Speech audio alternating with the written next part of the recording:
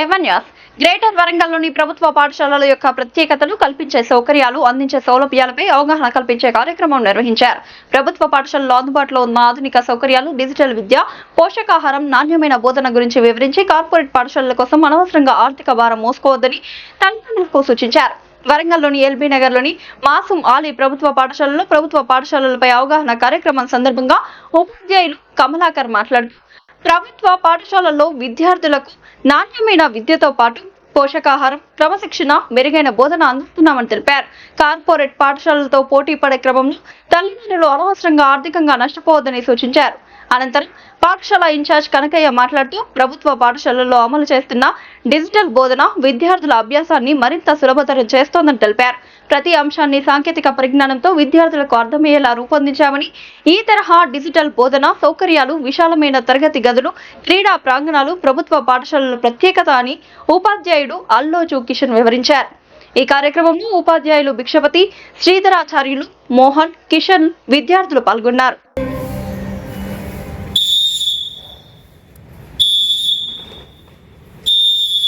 నా పేరు Kamalakar Rao, government teacher, government high school మాసుమల్లిలో ఈరోజు national consumer rights commission chairman అయినటువంటి డాక్టర్ సాయి రమేష్ గారు వారి యొక్క బృందంతో రావడం జరిగింది. విద్యార్థుల్లో కూడా కన్జ్యూమర్ అవేర్నెస్, కన్జ్యూమర్ అంటే వినియోగదారులు, ఉపభోక్త అని కూడా అంటాం మనం జాతీయ స్థాయిలో. ఈ కన్జ్యూమర్ అవేర్నెస్ కార్యక్రమాన్ని గురించి, అవేర్నెస్ గురించి చాలా చక్కగా వివరించడం జరిగింది. అయితే మా పాఠశాల బృందం తరఫున మేము అనుకునేది కూడా ఏంటిదంటే, వాస్తవంగా ఇటువంటి కార్యక్రమాలన్నీ కూడా విద్యార్థి దశల్లోపటినే విద్యార్థులందరికీ అవగాహన సదస్సులు కల్పించడం వల్ల రేపు సొసైటీకి కూడా ఎంతో మేలు జరుగుతుందని చెప్పి భావిస్తున్నాం. ఎందుకంటే ప్రతి మనిషి కూడా తల్లి గర్భానికి రాకముందు నుంచే కన్జ్యూమర్గా ఉంటాడు. మనిషి జీవితంలో వెళ్ళిపోయేంత కూడా కన్జ్యూమర్గా ఉంటాడు. ప్రతినిత్యం కూడా కన్జ్యూమర్లో కూడా రెండు రకాలు ఉన్నాయని మనకు తెలుసు. సేవా రంగం ఉంది, వస్తు రంగం ఉంది.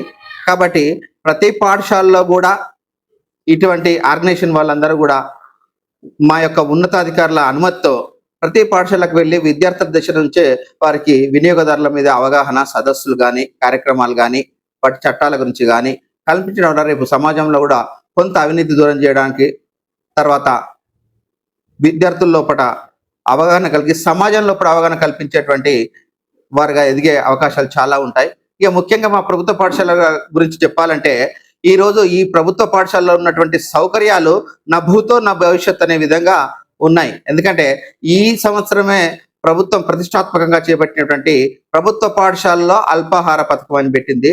ప్రతిరోజు కూడా హైజెనిక్ మంచి పౌష్టికాహారాన్ని విద్యార్థులకు పాఠశాలకు వచ్చే వరకే తల్లిదండ్రులు పాపం వారి వారి యొక్క పనులలో ఉన్నప్పుడు కూడా అల్పాహారాన్ని అందించలేకపోయినా కూడా ప్రభుత్వమే ఇక్కడ ప్రభుత్వం, ఉపాధ్యాయులు, విద్యాశాఖ అనే తల్లిదండ్రులుగా కూడా అవతారం ఎత్తేసి వరకు ఉదయం పూట అల్పాహారాన్ని, పౌష్టికాహారాన్ని ఇవ్వడం జరుగుతుంది.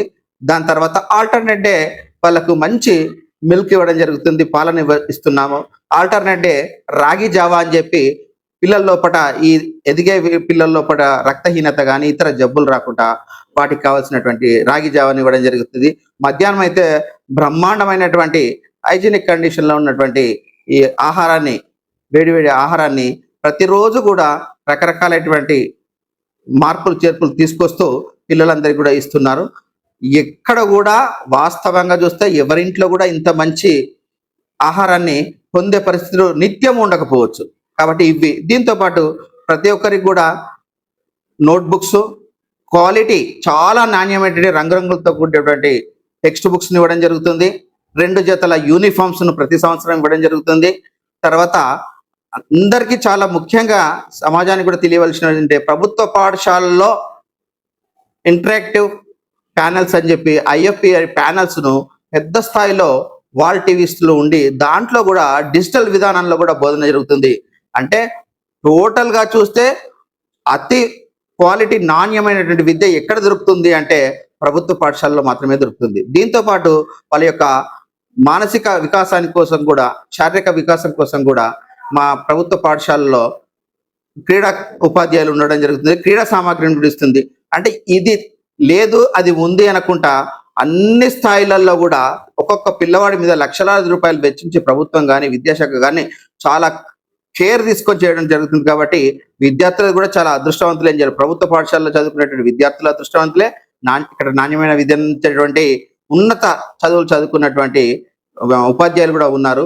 కాబట్టి ఈ అవకాశాలను సమాజం అంతా కూడా గుర్తించి ప్రభుత్వ పాఠశాలను పూర్తి స్థాయిలో ప్రభుత్వం ఇచ్చే సౌకర్యాలన్నింటినీ వినియోగించి రేపు భావి భారత పౌరులుగా తీర్చబడి ప్రభుత్వ పాఠశాలలో చదువుకున్న విద్యార్థులే ఉన్నత స్థాయిలకు చేరుకుంటారని చెప్పి అలాగే ఇంకా ముఖ్యమైన విషయం, ఈ తల్లిదండ్రులందరూ కూడా గుర్తించవలసిన విషయం ఏంటంటే, ఎన్ని రకాల సౌకర్యాలతో ఎంత నాణ్యమైన విద్యను అందించే పాఠశాలలో ఉచితంగా విద్యను అందిస్తున్నాం. ఇదే విద్యను కనుక ఇతర పాఠశాలకు, ప్రభుత్వ పాఠశాల కాకుండా ఇంకో దగ్గరికి వెళ్ళి కనుక విద్య నేర్చుకోవాలంటే ప్రతి పిల్లవాడికి కనీసం సంవత్సరానికి ₹1,00,000 పైన లక్షలాది రూపాయలు ఖర్చు పెట్టే పరిస్థితులు ఉంటుంది. ఇదే లక్షలాది రూపాయలు కనుక పిల్లలకు పక్కకు పెట్టుకుంటే భవిష్యత్తులో వాళ్ళ కాళ్ళ మీద వాళ్ళు నిలబడే స్వయం ఉపాధికే కానియచ్చు. ప్రభుత్వ పాఠశాలలో చదివిస్తే అంటే డబ్బులను ఇంకో రూపకంగా ఆదా చేయడం కాదు, సంపాదించుకున్నట్టే అవుతుంది ఇక్కడ తల్లిదండ్రులందరూ కూడా. ఎందుకంటే అప్పులు చేసో లేదా ఉన్న డబ్బులో వీరి కోసం ఖర్చు పెట్టో చేయడం కాకుండా ఈ డబ్బులను ఇంకో తీరుగా చూస్తే వాళ్ళకు ప్రతి సంవత్సరానికి ఒక విద్యార్థిని ప్రభుత్వ పాఠశాలకు పంపిస్తుంటే ఒక తల్లిదండ్రి ₹1,00,000 పైన సంపాదించుకున్నట్టే అవుతుంది. కాబట్టి మీ డబ్బులను ఆదా చేసుకోవడం, అప్పుల పాలు కాకుండా ఉండడం, మంచి నాణ్యమైన పోటీ విద్యను పొందాలనుకుంటే ప్రభుత్వ పాఠశాల వైపే మొగ్గు చూపెట్టండి.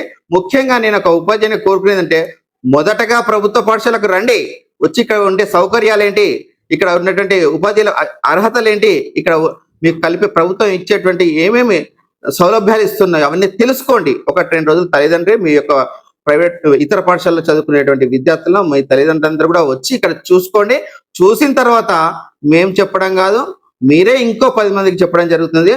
అప్పుడు చాలా పూర్తి స్థాయిలో ప్రభుత్వ పాఠశాల ఇంకా బలోపేతం అవుతుంది. బలోపేతం కావాలని చెప్పి దేశంలో ఉన్నత స్థాయిలో ఉన్నటువంటి పదవులలో ఉన్నవారే కానీ అధికారులే కానీ చాలా మంది ప్రభుత్వ పాఠశాలను చదివి వచ్చిన వాళ్ళే ఉన్నారు. ప్రభుత్వం కూడా విద్యపై పూర్తి స్థాయి దృష్టి కేంద్రీకరించి ఇంకా వినూత్న ప్రయోగాలు చేద్దామని చెప్పి ఆలోచనలో ఉన్నది. కాబట్టి ఇతర దేశాల నుంచి కూడా అక్కడ జరిగేటువంటి వాటిని కూడా మనం పరిశీలనకు వెళ్తున్నారు. కాబట్టి ఇప్పటికైనా ప్రభుత్వ పాఠశాలలో జరిగే సౌకర్యాల గురించి పేదవాళ్ళే కాదు ప్రతి ఒక్కరు కూడా ప్రజలంతా కూడా ప్రభుత్వ పాఠశాల వైపు మొగ్గు చూపెట్టాలి. ఇక్కడ సౌకర్యాలను తెలుసుకుంటూ ప్రభుత్వ పాఠశాలలో చేర్పించి మీ పిల్లల యొక్క ఉజ్వల భవిష్యత్తు కోసం పాటుపడండి. మీ వంతు సహాయం కూడా అందించాలని కోరుతూ అందరూ సామాన్య ప్రజలందరికీ కూడా విద్యార్థులందరికీ కూడా మళ్ళొకసారి నేను ప్రభుత్వ పాఠశాలపై మొగ్గు చూపెట్టాలని కోరుకుంటున్నాను. మీ భవిష్యత్తు ఉజ్వలంగా నిర్మించుకోండి. Senior school assistant, biological science. Our school name is GSS Masumali. Here we are going to discuss about the facilities provided by the Telangana government, especially for the school children. So this is called as the IF panel, which is given a rapid development among the learning process. Why? Because this cost more than 3.5 lakhs. This fitted by the Telangana government for the more beneficial of the self-pacing students. ఈ IFB panel యొక్క ఖర్చు చూసుకుంటే దాదాపుగా 3.5 నుంచి 4 లక్షల వరకు వచ్చే అవకాశం ఉంది. ప్రతి స్కూల్ కి కూడా ఇవి ఒక 3 క్లాసులో 8th, 9th, 10th పిల్లలకి ఇవి అలాట్ చేయడం జరిగింది. దీని లోపల మనము తెలంగాణ గవర్నమెంట్ సంబంధించినటువంటి క్యూఆర్ కోడ్స్ ద్వారా, అంటే పాఠ్యాంశాల్లో ఉన్నటువంటి క్యూఆర్ కోడ్స్ ద్వారా ఎన్నో రకాలైనటువంటి వీడియోస్ ని చూడవచ్చు, ఎన్నో రకాలైనటువంటి ప్రోగ్రామ్స్ మనం కూడా చేసుకోవచ్చు. ఇవే కాకుండా వీటి లోపల అనేక రకాలైనటువంటి ఎక్సర్సైజెస్ కూడా ఉన్నాయి. అవి ఓపీఎస్ అనే ఆపరేటింగ్ సిస్టమ్ ద్వారా తెలంగాణ గవర్నమెంట్ తయారు చేసినటువంటి వివిధ రకాలైనటువంటి పాఠ్యాంశం సంబంధించినటువంటి అనేక విషయాలు, లోతైన విషయాలు, not only concern with the school education text books, but also those who are in the higher intellectual levels, they can also trace of the another issues regarding and the connecting subtopics. Here we can have this in the form of OPS system. In the OPS system, the display will be like this. In this app, we will have some windows. By touching those windows, we can open our QR code subjects also. Okay?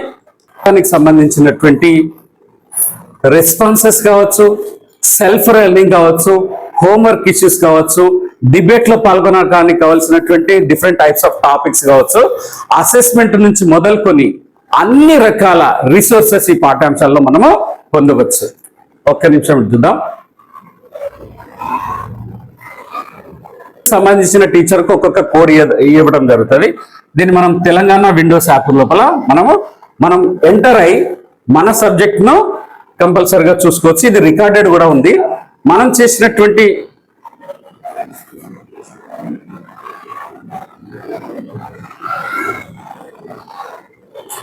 okay, this is called a username, is also known as a treasury code. My treasury code is 2113441. We have to mention FICE to open this window. Okay, I will log in that particular app. Here we can have from mathematics, English, physical science, social studies, Telugu, Urdu, biological science and Hindi also. To my concern, I am a biological teacher. I can open this one.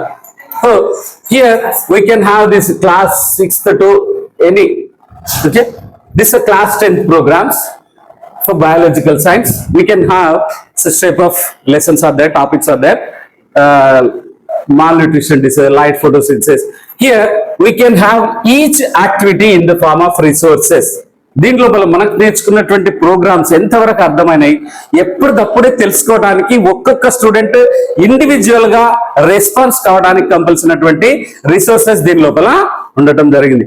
ఇవి కూడా అందరికి అర్థమయ్యే విధంగా colourful గా బొమ్మల ద్వారా, అంటే ఏదైనా చిన్నప్పటి నుంచి మనకు పిల్లలకు కానీ ఎవరికైనా కానీ బొమ్మల ద్వారా విజువల్స్ ద్వారా చూసింది చాలా ఎక్కువ రోజులు అర్థమయ్యే అవకాశం ఉంటుంది, మెమరీలో కూడా ఉంటుంది.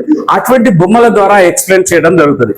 అంతేకాకుండా టీచర్ ఏదైనా రాయదలుచుకున్నా కానీ ఆ రాసే విధానం లోపల మనం ఎంతవరకైనా ఏదైనా రాసుకోవచ్చు కదా.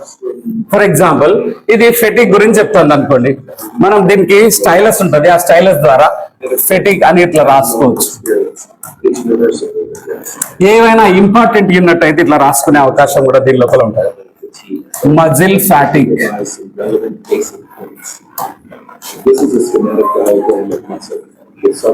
దీన్ని మనం సేవ్ చేసుకునే అవకాశం కూడా ఉంటుంది. సేవ్ చేసుకొని ఎప్పుడంటే అప్పుడు తిరిగి పిల్లలకు, రాని పిల్లలకు, అబ్సెంట్ అయిన పిల్లలకు తిరిగి వాళ్ళకి అర్థం చేయించడానికి ఇప్పుడు స్క్రీన్ షాట్ ద్వారా మళ్ళీ తిరిగి దాన్ని సేవ్ చేసుకొని ఆ లైబ్రరీ పోవడం ద్వారా తిరిగి దాన్ని రిట్రీవ్ చేసుకోవచ్చు. దీని లోపల అనేక రకాలైనటువంటి అంశాలు పొందుపరచబడి ఉంటాయి. ఇది ఒక రకమైన నాకు డిక్షనరీ లాగా ఉపయోగపడతాయి ఏ సబ్జెక్ట్ టీచర్కైనా. ఇవి చాలా కాస్ట్లీతో కూడుకున్నాయినా కూడా వీటి నుంచి వచ్చే లాభం వల్ల ఎక్కువ మంది విద్యార్థులకు ఉపయోగపడే అవకాశం ఉంది.